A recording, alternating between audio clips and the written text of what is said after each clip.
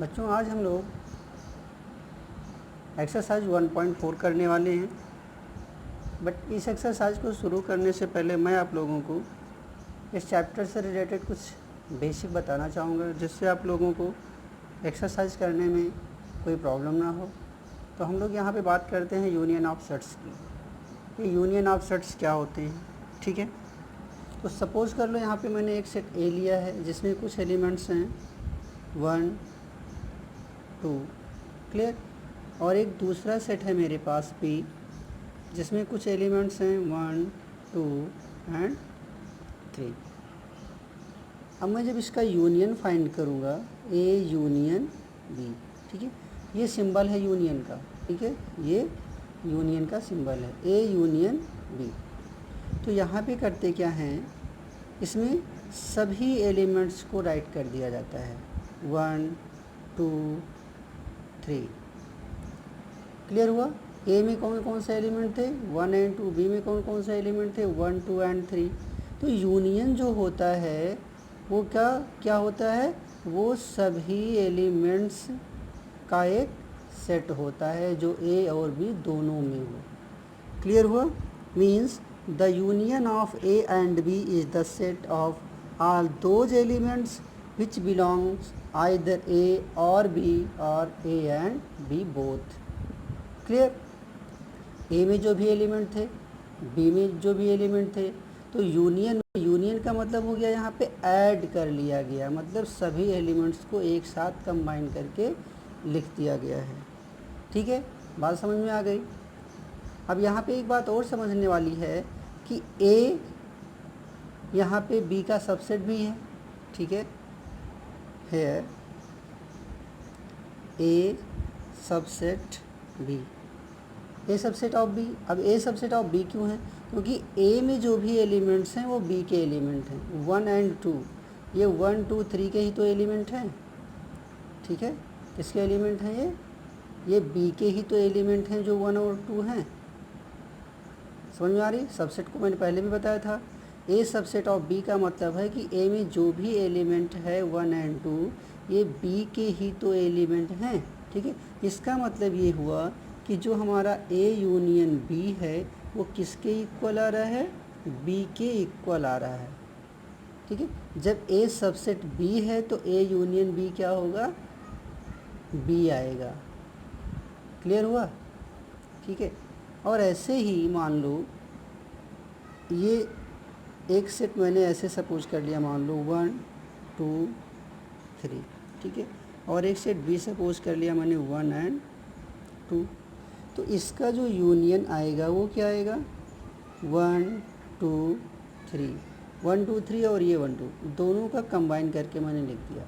किसी भी सेट्स को लिखते समय मैंने बताया था एलिमेंट्स को 1 टाइम ही राइट करते हैं। तो ये 1 2 3 हो गया। अब यहाँ पे देखो ये ए यूनियन बी बराबर क्या आया, हमारा ए आ रहा है, ठीक है। अब यहाँ पे देखने वाली बात ये है कि यहाँ पे बी हमारा सबसेट है किसका, ए का, क्योंकि अब यहाँ बी में एलिमेंट जो 1 एंड 2 है वो ए से आया हुआ है।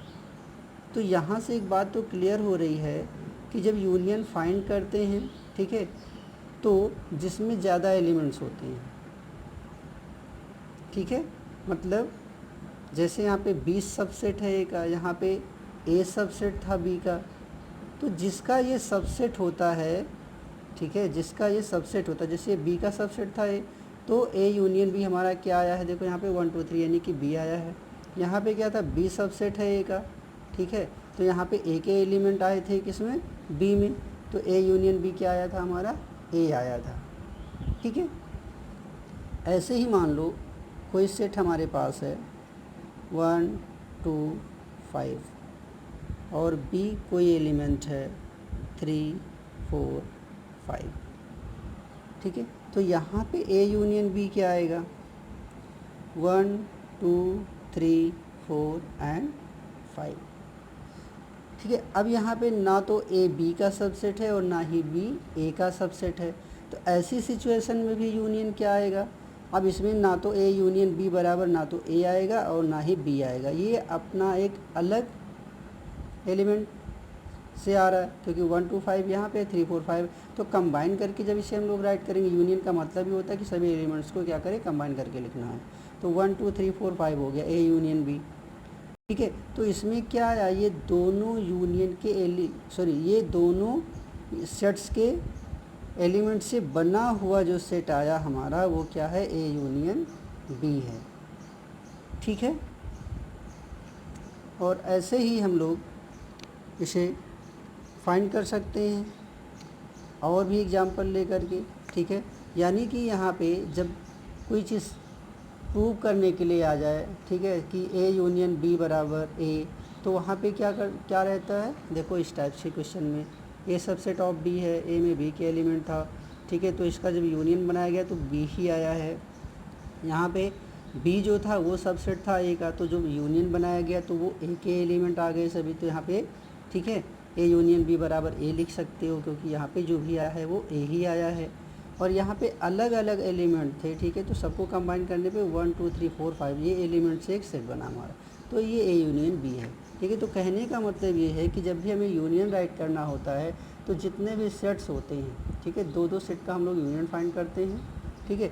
तो जैसे एक सेट हमारे पास यहाँ ए था और बी था, तो कंबाइन करके जो इसके एलिमेंट है एक ही ब्रेसेस के अंदर लिख देने पे हमको क्या मिल जाता है, यूनियन मिल जाता है, ठीक है। तो डेफिनेशन क्या है इसकी, द यूनियन ऑफ, डेफिनेशन भी आप लोग राइट कर लें, the union of A and B is the set of all those elements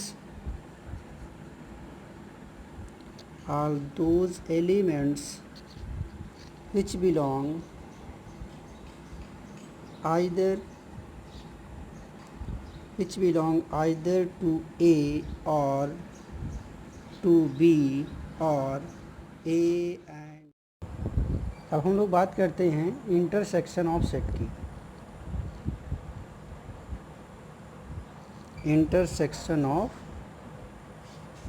sets, ठीक है। इंटरसेक्शन ऑफ सेट्स क्या होते हैं, सपोज कर लो एक सेट ए है जिसके एलिमेंट हैं 1 2 एंड 3, एक दूसरा सेट है बी जिसके एलिमेंट हैं 1 एंड 2, ठीक है। तो जब इसका इंटरसेक्शन राइट करना होता है, ये इंटरसेक्शन का सिंबल है, ठीक है। A intersection B equal to क्या होता है, दोनों के कॉमन एलिमेंट को यहाँ पे हम लोग ब्रेसेस में राइट करते हैं, ठीक है। तो इंटरसेक्शन क्या होता है, दो सेट का इंटरसेक्शन वो होता है जो दोनों सेट के कॉमन एलिमेंट से बना हुआ सेट हो। क्लियर हो गया। एक चीज़ और यहाँ पे ध्यान देने वाली बात है कि यहाँ पे जो हमारा ए इंटरसेक्शन बी है, ये किसका सबसेट है, ये ए का सबसेट है, क्योंकि 1 और 2 जो एलिमेंट आए हुए हैं वो ए के हैं, ठीक है। इसलिए हम इसे क्या कह सकते हैं कि ए इंटरसेक्शन बी यहाँ पे जो है वो किसका सबसेट है, ए का है। अब बी का क्यों नहीं कह सकते हो, क्योंकि इसमें भी तो 1 2 है, ठीक है। तो ये दोनों तो इक्वल सेट हो जाएंगे ना, ठीक है। और जो सबसेट की डेफिनेशन थी उसमें क्या होता है, एक एक्स्ट्रा एलिमेंट होना चाहिए सबसेट होने के लिए, तो यहाँ पे 3 है, बात समझ गए, ठीक है। अब ऐसे ही सपोज कर लो कि ए एक सेट है जिसके एलिमेंट हैं 1 एंड 2, और बी एक सेट है जिसका एलिमेंट है 1 2 एंड 3। तो इसका जब इंटरसेक्शन राइट करोगे तो क्या राइट करोगे, 1 एंड 2, ठीक है। तो यहाँ पे ऑब्जर्व करने पे क्या मिल रहा है कि ए इंटरसेक्शन बी जो है वो किसका सबसेट हो रहा है, बी का सबसेट हो रहा है, क्योंकि यहाँ पे बी के एलिमेंट हैं ए में। क्लियर हुआ। ऐसे ही मान लो एक सेट मैंने ए लिया जिसका एलिमेंट है 1 2 एंड 3, और एक सेट है बी मेरे पास जिसके एलिमेंट हैं 3 4 एंड 5। क्लियर। तो इसका इंटरसेक्शन अगर राइट करना होगा तो क्या राइट करोगे, 3, दोनों में कॉमन एलिमेंट क्या है, 3, तो कॉमन एलिमेंट से बना हुआ जो सेट होता है वो क्या होता है, इंटरसेक्शन होता है, ठीक है। अब यहाँ पे देख रहे हो कि जो ए इंटरसेक्शन बी है हमारा, वो किसका सबसेट है, वो ए का भी सबसेट है, और ए इंटरसेक्शन बी जो है वो किसका सबसेट है, वो बी का भी सबसेट है। क्लियर हुआ। क्योंकि जो 3 एलिमेंट आया है ये सेट ए से भी आया हुआ है तो हम इसको ए का भी सबसेट कह सकते हैं, और बी से भी आया हुआ है इसलिए इसे हम बी का भी सबसेट कह सकते हैं। ठीक है, तो डेफिनेशन क्या होगी इसकी? डेफिनेशन है set A and B two sets, ठीक है, A and B two sets, the intersection of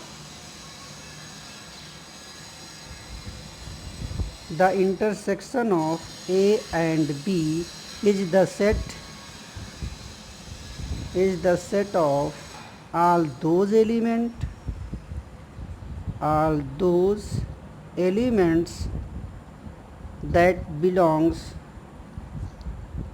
to both A and B। तो क्लियर हुआ? इंटरसेक्शन बी में क्या है? जो दोनों सेट से आते हैं एलिमेंट, इसीलिए यहाँ पे क्या लिखा है? Both A and B. यहाँ पे भी ए और बी दोनों सेट से आए हुए एलिमेंट। ठीक है, क्लियर हो गया कि इंटरसेक्शन क्या होता है। अब हम लोग बात करते हैं डिसजॉइंट सेट की। ठीक है, तो ये डिसजॉइंट सेट्स क्या होते हैं? Disjoint of sets. ठीक है, अब यहाँ पे देखो हम लोग पहले इसे एग्जाम्पल से समझते हैं। मैंने एक सेट ए लिया हुआ है जिसका एलिमेंट है क्या? 1 2 एंड 3। ठीक है, एक दूसरा सेट है मेरे पास बी जिसका एलिमेंट है 4 5 एंड 6। ठीक है, तो जब मैं इसका इंटरसेक्शन फाइंड करूँगा तो क्या आएगा हमारा? क्या होगा? देखो दोनों में कोई कॉमन एलिमेंट है? कहीं पे कोई भी कॉमन एलिमेंट नहीं है, मीन्स इसमें 5 आया, मतलब नल एलिमेंट, कोई भी इसमें एलिमेंट ही नहीं आया।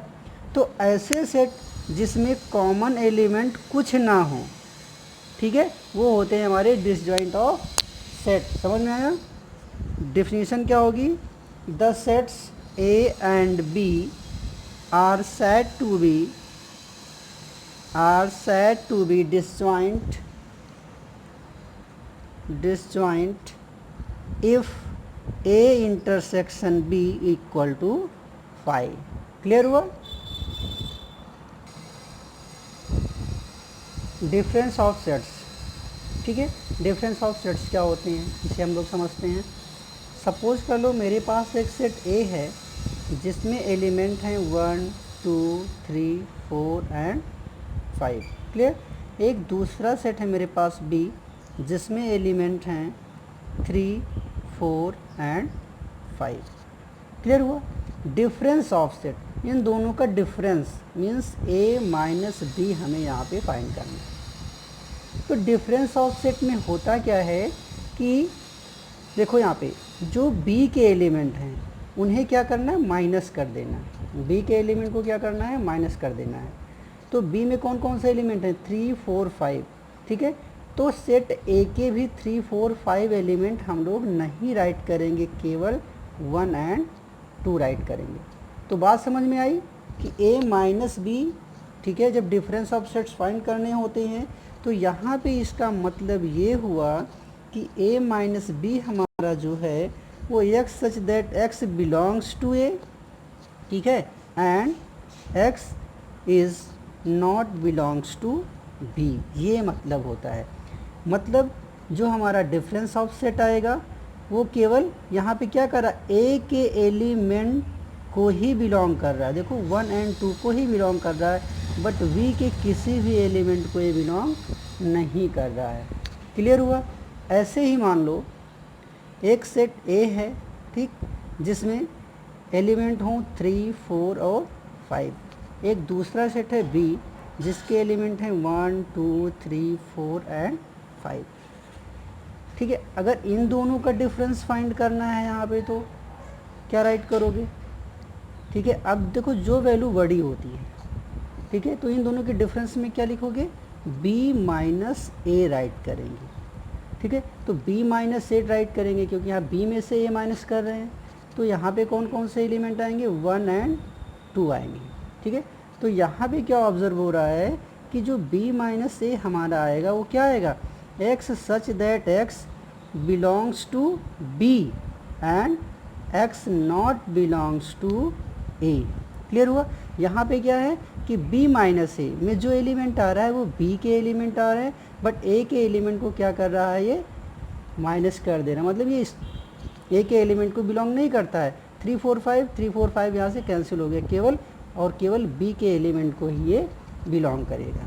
ठीक है, यानी कि जिसका भी डिफरेंस फाइंड करना होता है, जब a माइनस बी राइट करना होगा तो केवल a के एलिमेंट लिखेंगे, बाकी b के जो एलिमेंट मैच करेंगे उन्हें कट कर देंगे। ठीक है, और जब b माइनस ए फाइंड करना होगा तो b के एलिमेंट राइट करेंगे, a के जो एलिमेंट मैच करते हैं उन्हें राइट